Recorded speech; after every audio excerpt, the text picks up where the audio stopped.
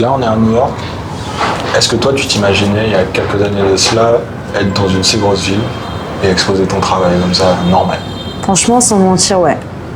Non, non, mais en tout cas, c'était le rêve que j'avais, et les ambitions que j'avais en commençant ce projet. On en parlait en rigolant. Mais moi, j'étais persuadée qu'un jour, le travail allait payer.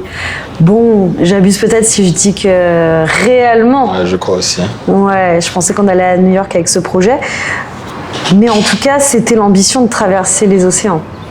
Après, c'est sûr que se rendre compte qu'un travail basé sur un héritage qui est lié à l'élément aquatique, se rendre compte que ce même travail-là nous permet de traverser tous ces océans, côtoyer tous ces pays, et tout cela avec une ADN qu'on a façonné à l'image de ce qu'on connaît en Amazonie, mais aussi avec beaucoup d'afrofuturisme dans tout ça, évidemment.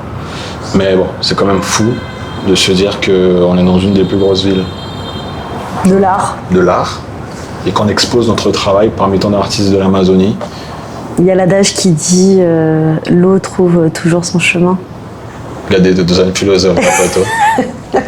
Bref, en tout cas, c'est fou. On y est, le travail continue. Et puis on espère que c'est juste une étape parmi tant d'autres, en vrai. En tout cas, on va la savourer, cette étape. Il faut la savourer. Parce que c'est une victoire quand même. C'est une grosse victoire. Et minimiser ça, c'est croire que... Mais en fait, non.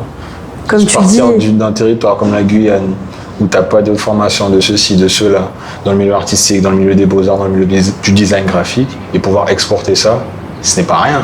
Et au-delà de ça, on l'a fait aussi avec nos moyens.